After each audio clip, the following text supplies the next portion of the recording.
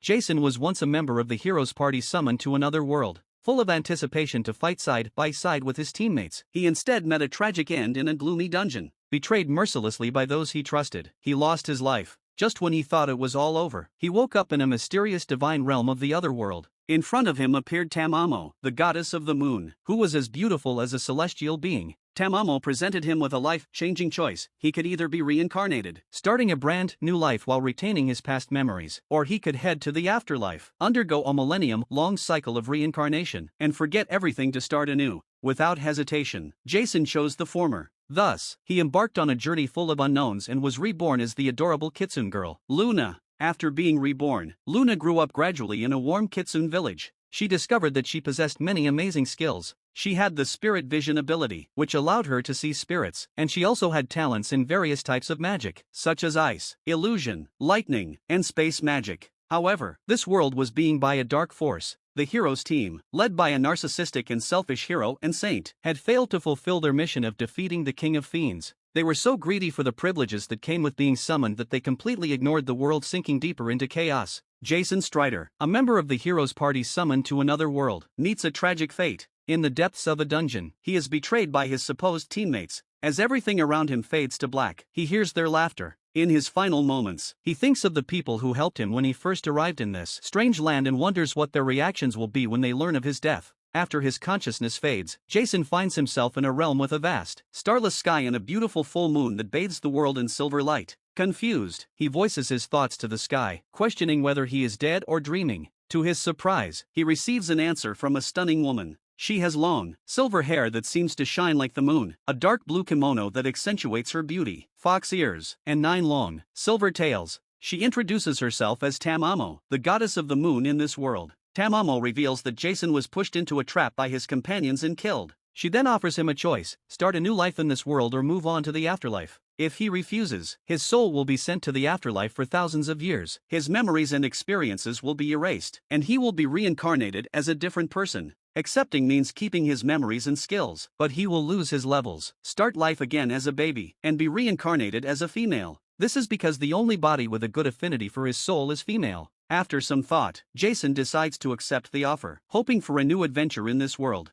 Tamamo then tells Jason that he will be born in a hidden demi-human village in a forest on the borders of the Celestia Kingdom. It has been 2 years since his death in the dungeon. Time flows differently in the divine domain, where they are currently. With a touch of her hand, Tamamo reincarnates Jason as Luna, a Kitsune. Before he fully loses consciousness, Tamamo grants him her divine protection and warns that this makes him her partner for eternity. Luna is born into a world of warmth and love. In the village, Lady Amagi, a beautiful Kitsune with black hair and a tail, gives birth to her. Anastasia, an assistant shrine maiden with red hair and fox ears, is by her side. Anastasia, with her diviner class, has a strong intuition. She can tell that Luna is a special child who will be involved in many major events in the future. Lady Amagi decides to train Luna rigorously to prepare her for the difficulties that lie ahead. As a baby, Luna quickly realizes the limitations of her new body. She has little control over her movements, can't stay awake for long, and is at the mercy of the adults around her. However, she also discovers some interesting skills. Spirit vision allows her to see spirits as small balls of light, each with a different color depending on the element. This becomes one of her few sources of entertainment. She also tries out her Ice Mist unique skill, but her attempts are cut short when Anastasia notices the drop in temperature and comes running. Luna starts to explore her magic abilities and finds that she has an affinity for ice and illusion magic. Among the magic she can use, ice and illusion magic seem to be the most promising, followed by lightning and space magic. She's not sure about her proficiency in healing magic as she has no opportunity to use it yet. Luna overhears conversations that reveal the state of the world. The hero party, led by the narcissistic Shin Grayson, hero class, and his equally narcissistic twin sister Sara Grayson, saint class, has yet to defeat the King of Fiends. They were summoned to kill the King of Fiends, but they seem to be stalling. Luna suspects it's because they don't want to lose the privileges they received when they were summoned, such as halted aging.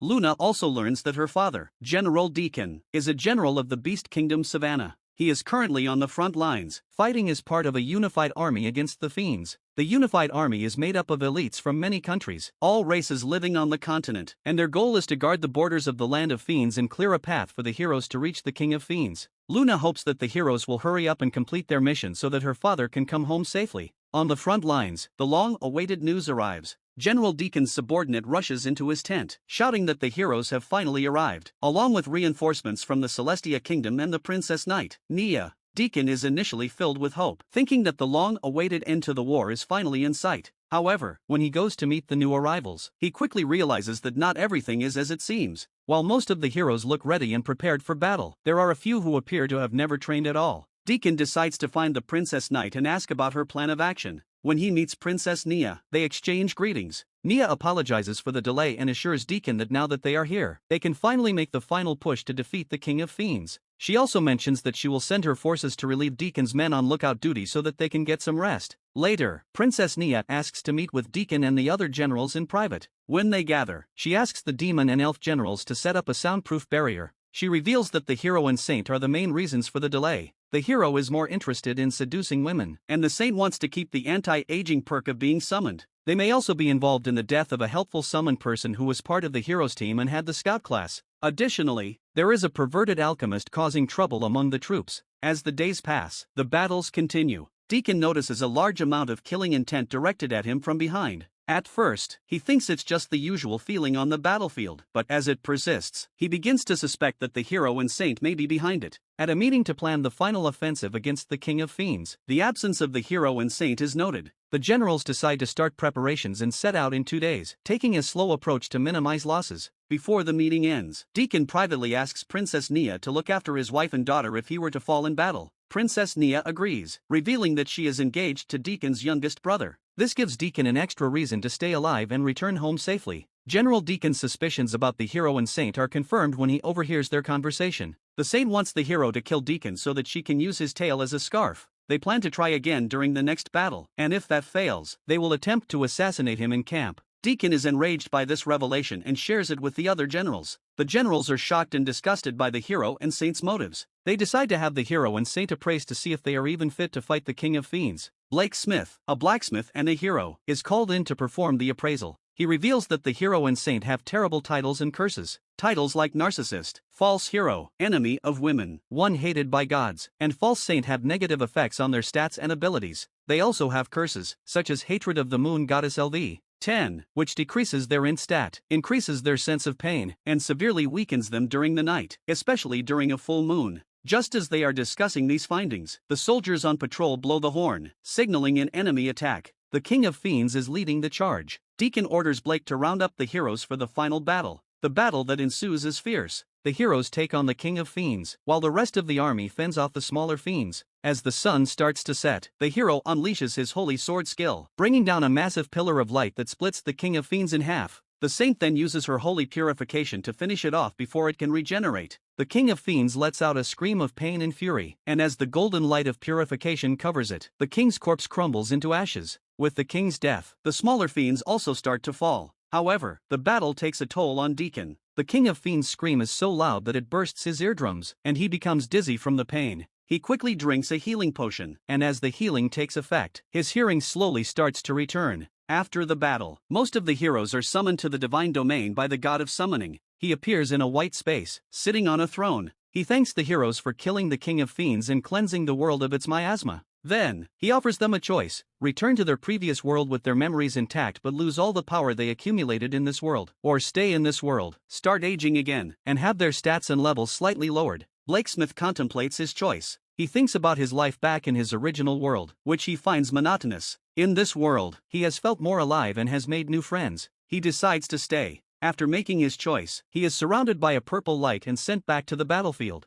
Back on the battlefield, most of the heroes have disappeared. Only Blake, the false hero, saint, and the perverted alchemist remain. Deacon runs up to Blake and asks what happened. Blake explains that the god of summoning gave them a choice, and it seems that only he and these three troublesome people are left. Just then, the saint walks up to them, asking where everyone has gone. Blake's sarcastic response angers her. Before the conversation can continue, the hero runs toward Deacon, swinging his sword. However, he trips over a corpse and lands face first in the dirt. Princess Nia's soldiers quickly run over and restrain the hero. The saint is also detained on the grounds of attempted assassination of General Deacon. The generals hold a meeting to discuss the journey back home and what to do with the hero and saint. Blake finds a message from the goddess of fate in his inventory. The message orders them to take the hero and saint to the main office of the Adventurers Guild in the Celestia Kingdom and give a medallion in Blake's inventory to the Grand Master. It also tells General Deacon to have his daughter, Luna, become an adventurer at 15 and gives Blake another letter for her. General Deacon agrees to help Blake settle in the capital of Savannah. After the meeting, he goes to sleep, but the next morning, he remembers the blessing of fate that Princess Nia is supposed to receive. Back in the hidden shrine village, Luna is growing up. She has been training her body to increase her base stats, since she can't train VIT, Def, or Residential without risking irreversible damage to her body at her age. She focuses on MP, AG, and INT. She runs around to train her Agi, and when she's tired, she finds a secluded place to practice her magic. One day, Anastasia brings exciting news. The United Army and the heroes have managed to kill the King of Fiends. Luna's mother, Lady Amagi, is overjoyed, and she tells Luna that this means her father will be coming home soon. Luna is excited to meet her father, whom she has only heard stories about. 6 months pass, and they start receiving messages from the United Army. The army has reached the border of Savannah. Luna's mother also tells her that one of the heroes who chose to stay will be staying with them. Luna is worried that it might be someone from her previous life, which could make keeping her reincarnation a secret more difficult. Blake Smith arrives at the hidden shrine village. Lady Amagi welcomes him and shows him around the shrine. When Blake enters his room, he is surprised to find Luna there. Luna accidentally reveals that she knows he chose to stay, and then she disappears, leaving Blake confused. At dinner, Luna and Blake meet again. Luna tries to act like a normal child, and Blake plays along. They exchange small talk about the United Army's adventures. Luna listens intently to the stories, secretly wishing she could have been there to help. As the night goes on, Luna starts to feel sleepy and excuses herself to go to bed. Before she goes to sleep, she looks out the window at the moon and wonders when she will be able to talk to Tamamo again. After dinner, Blake is called to Lady Amagi's office. Anastasia is also there. Lady Amagi asks Blake for his first impression of Luna. Blake shares his thoughts, saying that Luna seems strange as she acts older than her age. Lady Amagi and Anastasia have also suspected that Luna is hiding something, and they discuss the possibility that she is a reincarnated person. Blake mentions his encounter with Luna in the room, where she seemed to be practicing magic and recognized him. They also talk about the curses on the hero and saint. Blake explains the effects of the titles and curses, and they discuss why the goddess of the moon might have cursed them so severely. The conversation reveals the hero and saint's many misdeeds, including killing Blake's friend in a dungeon. As they talk, Blake offers to appraise Luna to see if they can confirm their suspicions. Lady Amagi is hesitant, not wanting to involve Blake in something that might be private. However, Blake insists that he doesn't mind, as he may have a connection to Luna if she is a reincarnator. Lady Amagi agrees to let him try, but they both know that Luna's status might be blocked from appraisal. Meanwhile, Luna is trying to train her space magic in her favorite spot in the shrine. Space magic is difficult to use due to its high MP consumption, but Luna is determined to master it. She hopes that one day she can use it for teleportation and other powerful abilities. As she trains, she thinks about her future as an adventurer and the secret she still has to keep. As time passes, Luna turns 2. Her stats continue to grow steadily. She discovers a way to train her dex stat by creating and disarming traps. Her MP, INT, and Agi have also improved significantly. One day, Anastasia tells Luna that her father has finally returned. Luna is excited yet nervous to meet her father. When General Deacon arrives, he is overjoyed to see Luna. His excitement gets the better of him when he almost starts petting Luna's tail in public. Lady Amagi scolds him, and the moment passes. Princess Nia is also there, and she is overjoyed to see Luna. She hugs Luna and exclaims how cute she is. Luna gains a new skill, Charm, and her Fluff Addict title evolves into Abyssal Fluff after this encounter. The family holds a grand celebration to welcome General Deacon home. During the celebration, Luna talks with her father about her future plans to be an adventurer. He promises to train her when she's old enough. Luna also notices Anna and Blake's interaction and suspects that Anna has confessed her feelings to Blake. As the celebration continues, Luna eats delicious wyvern meat and enjoys the company of her family and friends. She listens to her father's stories about hunting wyverns and dreams of the day when she can be a powerful adventurer and explore the world. 3 years have passed since the celebration. Blake and Anna got married and had a child named Soleil. Blake opened a smithy in the village, and Princess Nia had a grand wedding. Luna's stats have continued to improve, and she is now 5 years old. On her 5th birthday, her family throws her a surprise party. They give her wonderful presents, a magic-enhancing ring from her parents, a short sword made by Blake, and a protective bracelet from Nia and her husband. After receiving the presents, Luna decides to tell her family about her reincarnation. To her surprise, they already knew, having suspected it for a while. Blake reveals that he knew her as Jason in the previous life. Luna's father asks if she wants revenge on the hero and saint, and she says she will if the opportunity arises, but it's not her top priority. She shows them her status, and they are shocked, especially by the titles and divine protection. Her father realizes that nobles may try to marry her because of her status, and they decide to train her even more intensively. After the party, Luna returns to her room and falls asleep. She wakes up in the divine domain, where she meets Tamamo. Tamamo explains that Luna's body had to get accustomed to the divine protection, and now they can communicate freely. They hug and chat about the past 5 years. Luna tells Tamamo about her Abyssal Fluff title, and Tamamo playfully pets her tail. Luna decides that only Tamamo is allowed to touch her tail, and Tamamo makes the same promise about her tails. Before Luna leaves the divine domain, Tamamo tells her that her body has fully adapted to the divine protection, and they can talk anytime, anywhere. Luna wakes up to an announcement in her head, confirming the unsealing of the divine protection and the availability of communication with Tamamo.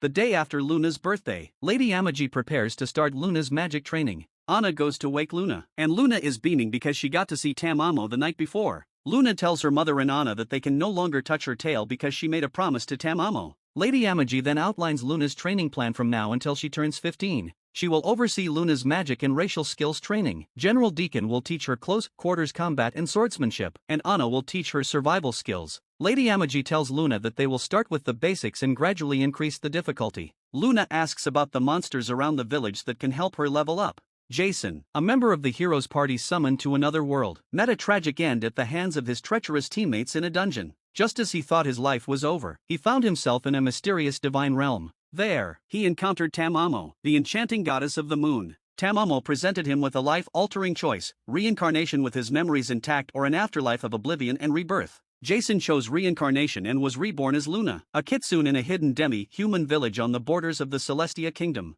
In the village, Luna was warmly welcomed by her mother, Lady Amagi, and the assistant shrine maiden, Anastasia. Anastasia, with her diviner abilities, sensed that Luna was destined for great things. As a baby, Luna discovered her unique skills, such as spirit vision, which allowed her to see spirits as colorful orbs. She also experimented with her magic, showing a natural aptitude for ice, illusion, lightning, and space magic. However, her small mana pool limited her progress. Luna overheard that the hero party, led by the narcissistic Shin Grayson and his equally self-centered sister Sara Grayson, had yet to defeat the King of Fiends. They were stalling, driven by their greed for the privileges of being summoned, like halted aging. Meanwhile, Luna's father, General Deacon, was fighting on the front lines as part of a unified army against the Fiends.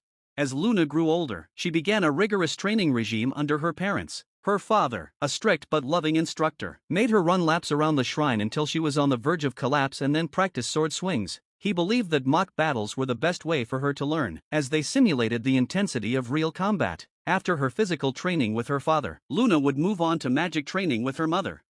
Her mother's training was equally demanding. For ice and lightning magic, Luna had to cast her most powerful spells and maintain them until her MP was depleted. When it came to healing magic, she endured the pain of self-harm to practice healing her wounds. As she advanced, she had to cure poison in others, with new army recruits being the unfortunate subjects of her training. Her racial skills training was also comprehensive. She learned about the different effects of foxfire based on its color and was warned about the dangerous black-colored foxfire. The fox transformation skill remained a mystery, as she was told to discover its secrets on her own.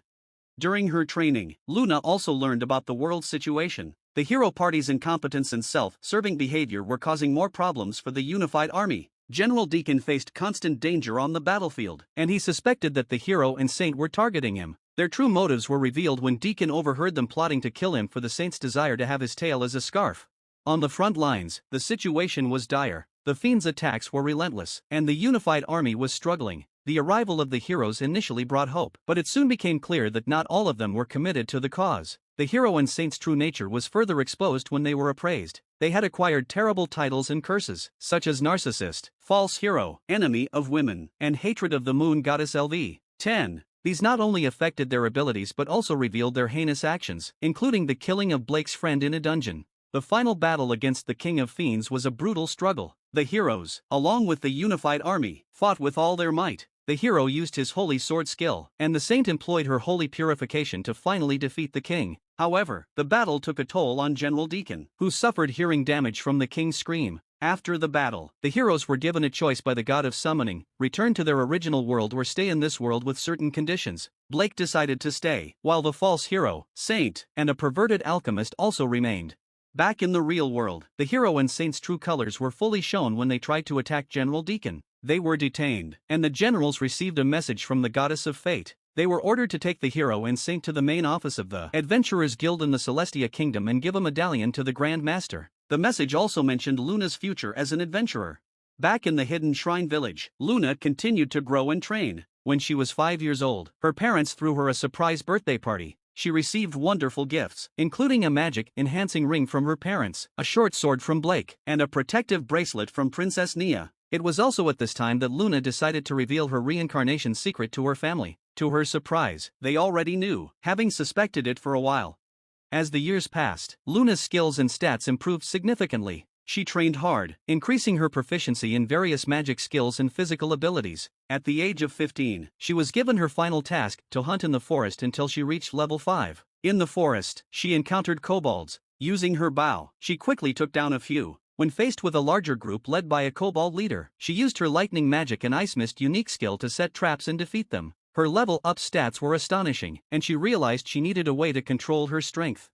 After successfully reaching level 5, Luna returned to the village. She informed her parents of her achievement and asked about a skill to hold back her strength. Her father promised to help her acquire the restraint skill. They also discussed the coming of age ceremony, which would unseal her fox transformation skill. The day of the coming of age ceremony arrived. Luna dressed in a traditional white dress, her black hair contrasting beautifully with it. Her mother explained the simple yet significant process of the ceremony. When Luna entered the shrine and performed the required rituals, she was surprised to see Tamamo appear. Tamamo had received permission to descend and celebrate this occasion with her. Tamamo unsealed Luna's fox transformation skill and then met Luna's parents. The meeting was filled with warmth and pleasant conversation. After Tamamo left, Luna's parents expressed their excitement and pride for her. Luna then decided to set off on her adventure to the capital to become an adventurer. She went to say goodbye to Blake, Anna, and Soleil. She gave Soleil a special box enchanted with her space magic so they could stay in touch. Before leaving, Luna's father gave her 2 letters and a medallion. One letter was from the goddess of fate, to be read when she turned 15. The other was an introduction letter for the Adventurers Guild. The medallion would allow her to meet the guild's Grand Master in the capital of the Celestia Kingdom. Her mother warned her about pig nobles and told her to use their family name, Reed, if she ever encountered trouble. Luna woke up early to start her journey to the capital. However, she found her family and friends already waiting to see her off. After emotional goodbyes, she set out to find a wagon to the capital. She found a wagon with space for one more passenger and paid the fare. Among the passengers were other kitsune, a dwarf, and some humans. The dwarf introduced himself as the leader of the protection party, and his team consisted of a tank, 2 warriors, and an archer. During the journey, Luna spent her time talking with Tamamo and the other passengers. She learned about the human apprentice architect's plan to build a shrine of the moon in the Celestia Kingdom. One day, the wagon was stopped by bandits. The dwarf's party prepared for battle, and Luna joined in. She used her ice magic to help take down the bandits, impressing the archer and the rest of the group. After the battle, the journey continued without further incident. When they reached the capital of Savannah, Luna was in awe of the large wall and the bustling city. The driver informed them that they had to go through the individual line at the gate. Before parting ways, Jarl, the dwarf, recommended an inn called the Fox's Mirror to Luna. Luna made her way to the Adventurers Guild in the capital. As she entered, she was greeted by the busy atmosphere of adventurers coming and going. She showed the receptionist her introduction letter from her father. The receptionist, impressed by the letter, quickly arranged for her to meet the guildmaster. The guildmaster, a wise-looking man, welcomed Luna. He was aware of her family's reputation and was interested in her skills. After a brief conversation, he explained the process of registering as an adventurer. Luna had to take a series of tests to determine her rank. The first test was a combat simulation, where she had to face off against magical constructs. Using her ice and illusion magic, she easily passed the test, showing her proficiency and quick thinking. Next was the knowledge test, which covered various aspects of the world, including monster behavior, magic theory, and adventuring ethics. Luna's years of training and learning paid off, and she answered most of the questions correctly. Finally, there was a social skills test, where she had to interact with other adventurers and solve a mock quest-related problem. Her charm and communication skills helped her pass this test as well. As a result of her excellent performance, Luna was ranked as a C-rank adventurer. The guildmaster also informed her about the various quests available for C-rank adventurers. There were quests to hunt specific monsters, retrieve lost items, and escort important people. Luna was excited to start her first quest but decided to rest at the Fox's Mirror Inn recommended by Jarl first. At the inn, Luna met other adventurers. She shared stories of her journey and listened to theirs. One of the adventurers, a human mage named Lyra, told her about a difficult C-rank quest to clear out a goblin den near the capital. The goblins had been causing trouble for the nearby villages, stealing food and attacking travelers. Luna decided to take on this quest. She formed a party with Lyra and 2 other adventurers, a human warrior named Gareth and an elf ranger named Ilara. The group set out for the goblin den. When they arrived, they were immediately attacked by a group of goblins. Luna used her ice magic to freeze the goblins, allowing Gareth to charge in and deal the finishing blows. Ilara provided cover with her arrows, and Lyra used her fire magic to set the goblins' hideout ablaze. As they delved deeper into the den, they encountered a goblin shaman. The shaman was casting powerful spells, making the fight more challenging. Luna used her illusion magic to confuse the shaman, while Lyra countered the shaman's spells with her own. Gareth and Ilara fought bravely against the remaining goblins. After a tough battle, they managed to defeat the goblin shaman and clear out the den. The villagers were grateful for their help and rewarded the party with gold and valuable items. Luna's reputation as an adventurer started to spread. However, she soon learned that there were other adventurers who were jealous of her success. Some even tried to spread rumors about her, claiming that she was only successful because of her family connections. Luna was unfazed by the rumors. She continued to take on quests and prove herself. One day, while at the guild, she was approached by a group of jealous adventurers. They challenged her to a duel, thinking they could humiliate her. Luna accepted the challenge, seeing it as an opportunity to silence them. In the duel, Luna used her diverse skills. She combined her ice magic with her short sword skills, moving gracefully and quickly. Her opponents were no match for her, and she easily defeated them. This not only silenced the rumors but also earned her the respect of many other adventurers. However, Luna's victory did not go unnoticed by some darker forces. A group of shadowy figures started to keep an eye on her. They were part of a mysterious organization that was planning to cause chaos in the kingdom. They saw Luna as a threat because of her growing power and influence. Meanwhile, Luna received a message from Tamamo warning her about the approaching danger. Tamamo told her that she needed to be more cautious and that there were powerful enemies lurking in the shadows. Luna took the warning seriously and decided to train even harder to prepare for whatever was coming. As Luna continued her adventures, she started to notice strange occurrences around the capital. People were disappearing, and there were signs of dark magic. She decided to investigate these incidents on her own. Her investigation led her to a hidden lair of the dark organization. Inside the lair, she encountered powerful dark mages and their minions. Using all of her skills, including her newly mastered fox transformation, Luna fought bravely. Her fox transformation gave her enhanced speed, strength, and senses. She used her ice and illusion magic to confuse and defeat her enemies. During the battle, she discovered that the Dark Organization was planning to summon a powerful demon to destroy the kingdom. With the help of some unexpected allies, including Jarl and his party, who had heard about her plight and come to assist, Luna managed to stop the summoning ritual. After the battle, Luna was hailed as a hero. The king of the kingdom rewarded her for her bravery. However, Luna knew that this was just the beginning. There were still many challenges ahead, and she was determined to grow even stronger. She planned to use the rewards to improve her equipment and continue her training. With Tamamo by her side, guiding and supporting her, Luna looked forward to her future adventures, ready to face whatever new threats awaited her in this mysterious world. After spending 2 hours in line, I finally entered the capital. What I saw was a strange mix of ancient Greece, Japan, and Europe. The castle in the center of the city was Japanese style. The buildings around the gate and along the roads around me were in European style, and from what I can see of what I would assume is the nobles district or Greek oikos. As I started walking down the road, I started talking to Tamamo. This feels weird. There are so many different styles of building here that are really similar to buildings in my previous world. Is there any reason for that? I'm not really sure myself. I would have asked one of the crafting gods about that, but I don't really want to do that, she said with an annoyed tone. Do you not get along well with them? I asked, curious.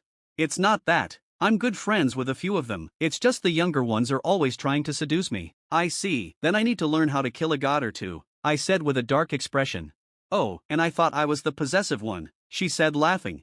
It was at this point that the young crafting gods started to feel chills going down their spines. As I was walking around, I found myself in the middle of a big square. Looking around, I saw a building larger than the others. On the sign in the front was a symbol with a sword and stave crossed and surrounded by 2 pairs of wings. I guess that's the Adventurers Guild, I said to myself, walking up to the door. When I entered, I was greeted with a calm yet busy scene. People were lined up at the counters, single file. They moved smoothly and no one was causing a disturbance. I could hear loud noises coming from the 3rd floor of the building, so I assumed that was a bar. Honestly, could they add some soundproofing up there? I complained to myself.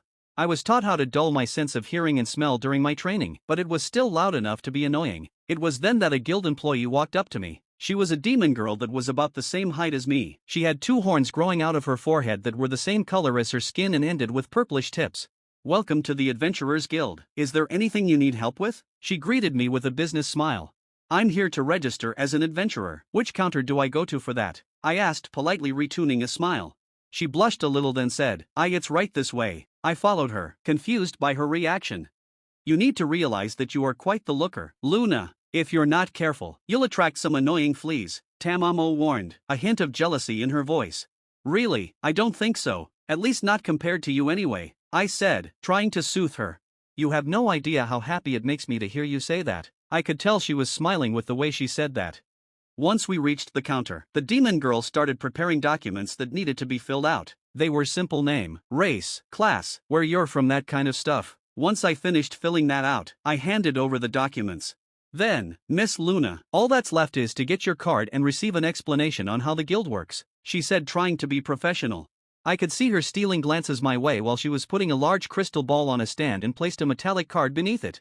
"Please place your hand here and pass a small amount of magic through it." I did as she asked and touched the crystal ball. It shone for a second, then a small beam of light shot out from the bottom, engraving my information on the card.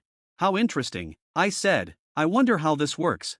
I'm not really sure myself. All I know is it's really complicated. Anyway, are you ready for the explanation?" she asked. "Yes," I answered. I already knew how the guild worked since it was one of the things Dad taught me. I pretended to listen to the whole thing while talking with Tamamo. After about 15 minutes, the receptionist finished her explanation. "That should about cover it. Do you have any questions?" she asked. "No, I'm good," I answered back. "My name is Shuten. Welcome to the Adventurers Guild," she said with a smile. "Thank you. Before I forget, could you show this to the guildmaster?" I asked as I took out the letter of introduction Dad gave to me.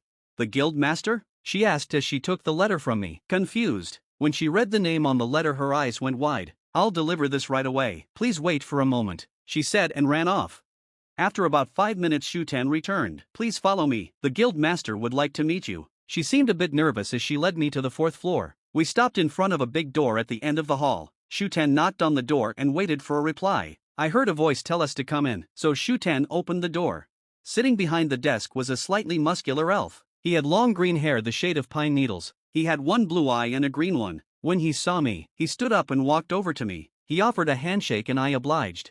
"It's nice to meet you, Miss Luna. I am Vince, the guild master of Savannah's guild branch," he said with a gentle smile. "To what do I owe the pleasure of meeting with you today?" "I just arrived in the capital and finished registering with the guild, and I thought I should greet you," I replied, retuning his smile with one of my own. "I see. Why don't you take a seat so we can talk?" he said, moving over to a couch. As we sat down, Shuten prepared some tea. We talked about small unimportant things for a bit until she was done. When she finished pouring the tea, she left the room. We took a sip from our cups when the guildmaster spoke. "The letter from your father said that you would be going to the main office of the guild in the Celestia Kingdom soon. Is that correct?" he asked, getting straight to the point. "That is the plan, though I plan to raise my rank some first. I know I need to be at least D rank to be able to freely move between countries," I answered, taking another sip of tea. "This tea is quite good. It's from my home country. I only have it served to important guests or nobles," he pridefully explained. "By the way, how exactly do you know my father? I've never heard him mention you before," I asked. "He is a general of this country, so we have worked together in the past. He also fought alongside my sister against the King of Fiends." "Is your sister the elf general by any chance?" I asked, my interest piqued. "She is," he replied.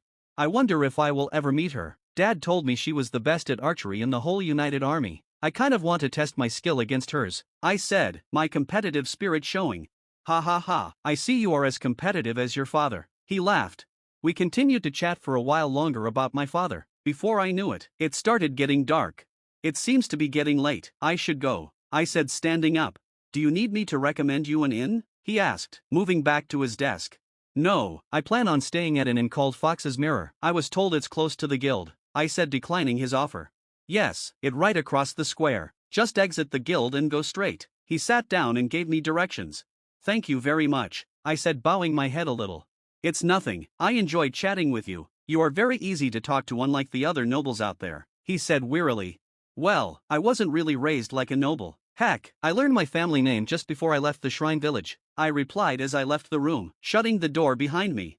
I walked down the stairs and headed to the door. I saw Shutan out of the corner of my eye and waved to her. She waved back, then went back to her work. I then left the guild building and started to walk in the direction of the inn. For a split second I thought I felt someone staring at me, but the feeling vanished just as quickly. Hey Tamamo, do you know if anyone is watching me? I asked. You are, but it's not important. They are just some followers of mine that have business in this city. They probably noticed that there is some form of connection between us and are looking out for you. If they start to bother you, I can always tell them to ignore you, she explained with a sigh. Is something big going to happen? I asked, starting to get worried. No, they're always like that. It seems like they are preparing the area for a VIP that is coming to the guild in the next few days. Okay, then, if you say so, I said and continued to make my way to the inn. When I reached the door and went inside, I was greeted with a great smell. It smelled like stew and freshly baked bread. My stomach started growling, making me realize I hadn't eaten in a while. I walked up to the reception desk and found a middle-aged rabbit woman there. Hello there, young lady, how can I help you? She said cheerfully. I'm looking for a place to stay for a little while. I was recommended this inn by an adventurer named Jarl, I answered. A recommendation from that good-for-nothing, that's impressive. He doesn't normally talk to anyone aside from his party members, especially pretty girls like you, she said surprised. Really, he was quite talkative the last few days, I replied. You must have really made a good impression on him. For that I'll let you stay for free for the first night and the meal will be on the house. You'll have to pay if you're going to stay any longer though, she said. Thank you, I'll put in a good word for you the next time I meet him then, I said, giving her a wink. I'd appreciate it more if you put a good word in for me with Mr. Apollo, she said laughing at my misunderstanding. Will do. Your room will be on the 3rd floor, second room on the right. Will you be having a meal now or later? She asked, getting back to business. I'll take it now. I don't think I can take smelling it anymore before I go and eat whatever I see, I said, my stomach grumbling again. Then come on back and take a seat. I'll have it right out, she said as she went to the kitchen. I sat down and waited for a few minutes when she returned with a bowl and plate of bread. I dug in immediately. This is amazing, I said, my eyes shining. Thanks, I try my best, the proprietress said as she walked back over to the front desk. When you're done, just leave the stuff there. When I finished, I walked up to the 3rd floor and opened the door to my room and laid down on the bed. I let out a long sigh. A bed after so long is nice. Hey, before you go to sleep you should read that letter from the goddess of fate, Tamamo said. Oh right, there was that. I can't believe I forgot, I said, pulling out the letter and started to read. Author's note, sorry it took so long to get this out. I had to help out with some stuff because it's really windy. There might be one more chapter today, but don't be surprised if there isn't one. Thanks for reading. Going back a few hours when Luna just arrived at the guild, in an oikos-like building in the nobles district, a hooded figure sits down at the head of a table, removing the hood to reveal a woman who looks to be in her early 20s with shoulder-length light pink hair and crimson eyes. When she opens her mouth to speak, 2 fangs can be seen. Report, has anything happened recently that I need to be aware of? She asks in a demanding tone. Nothing has happened in the last month that is worthy of your attention, ma'am, reports an old man with the same crimson eyes and fangs. Good, then I will give out a new mission. This morning I noticed a kitsune girl coming to the city. She had black hair and tail with silver tips on her tail and ears, looked to be about 15 with a slightly above average chest. Find out anything you can about her, said the vampire woman. Is there something off about this girl, ma'am? Asked the old man, confused. Not exactly. She might have a strong connection to the goddess of the moon. If she does, we need to make sure she doesn't run into much trouble. Once you get any information about her, tell me immediately. The old man's eyes widened in surprise. Right away, ma'am, he said and disappeared into the shadows. Now I wait, the woman thought to herself. After a while the old man returned with what information he and his subordinates could gather. Ma'am, a report. The girl you spoke of is named Luna Reed. She is 15 and comes from the Shrine Village. She is the only daughter of Amagi and Deacon Reed. She left the Shrine Village 2 weeks ago and arrived here today. As you know, that is all we could gather in this short amount of time. If you give us 3 days, we can send some people to the Shrine Village to gather more, the old man reported. No need. I've been thinking while you were out and decided that I will personally watch over this girl and determine if she is connected to the goddess or not, the woman said in a light tone. Are you sure, Lady Velvet? There is no telling what could happen to the organization if something happened to you, the old man said with a worried tone.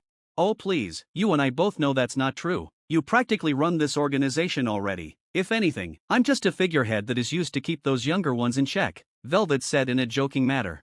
While that's mostly true, you are still one of the few vampires in this city with the ability to hear the goddess's words, the old man argued stubbornly. Enough of this, both of you, said a third voice. The shadows in a corner of the room seemed to darken a little more as a woman in a red dress appeared out of them. The old man kneeled on one knee while Velvet stayed seated. To what do I owe the pleasure, mother? Velvet asked, genuine curiosity flashing across her face. You never show up here unless something big is happening. Call it a mother's intuition. Oh, daughter, mine. I feel like several important events are about to take place in this city and I simply couldn't miss it. Not to mention you were about to leave this place without a leader and dump all of your responsibilities onto poor Steward over here, she said, chuckling. If you truly are going to try and watch over this Luna girl, why don't you register as an adventurer as well and try to join her party? There is truly no better place to watch over someone than directly by their side after all. I'll even let you take the Daystar ring so you can go around without a cloak, the vampire woman said, taking out a crystalline ring. Thank you, mother, and don't worry, I'll be back in a few hundred years. As she said this, both Velvet and her mother heard someone speak directly to their minds. I won't stop you from doing this, but please don't go overboard like your race normally does, goddess. Both Velvet and her mother exclaimed at the same time. So then that Luna girl really has a connection to you, goddess?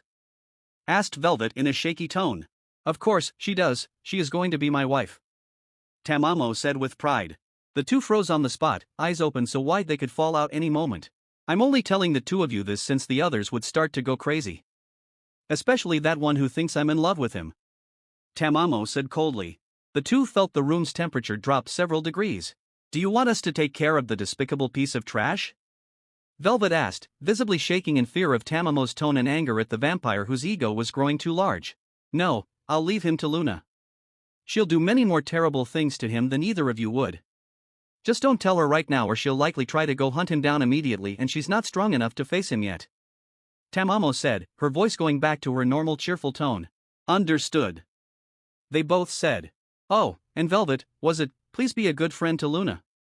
I want her to have someone to rely on since I can't be down there myself, Tamamo said with hints of sadness and loneliness mixed in her voice. When the two heard that, they felt a deep sense of pity for their goddess.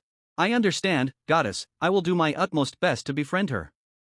I will make sure that when the time comes nothing will stand in her way on her path to be by your side, even if it kills me, Velvet said with determination. Okay, and a little heads up, in a few years there will be another Kitsune coming along to join Luna's party. Try not to get on her bad side. They treat each other like sisters, and she can be a bit of a siscon, Tamamo said as an afterthought. What's a siscon? Velvet asked, confused.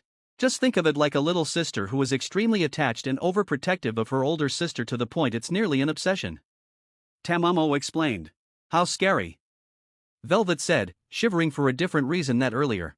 As the two felt the connection to Tamamo close off, they both let out weary sighs. That is a lot to take in, said Velvet, rubbing the bridge of her nose. Yes, it is, agreed her mother, while doing the same gesture as her daughter. What did the goddess order, ma'am? Asked Steward, who was completely forgotten. Nothing for you to worry about, she ordered Velvet to accompany God the Luna girl on her adventures, Velvet's mother said, almost slipping up. Steward, this is an executive order, don't let anyone else know that the goddess spoke to us tonight. Especially the leader of the organization in the Demon Empire, Velvet's mother commanded. Understood, is all he said in reply. It was rare for any leader of the organization to issue an executive order. The only times it happened were when the goddess herself gave the order through one of the leaders or they were going to war. There haven't been any signs of war recently, so this could only be an order from the goddess herself, reasoned the old man. Velvet, you should go and prepare. You will be signing up at the Adventurers Guild tomorrow and try to make contact with Luna. If all goes well, join her party. I don't know what will happen in the future, but I expect that bug changes are on the horizon, Velvet's mother said. It's been 600 years since the last time a mortal became a god, and after that we got the Adventurers Guild.